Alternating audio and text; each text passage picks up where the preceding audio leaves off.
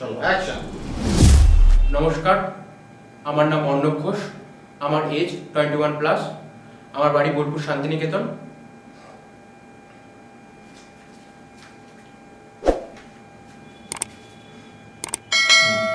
আমার registration number 0224।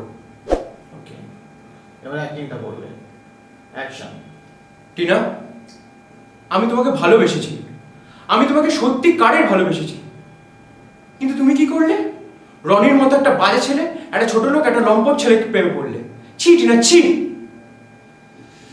আমি ছোট লোক, তার কারণ আমার গাড়ি নেই, বাংলো নেই, টাকা পয়সা নেই।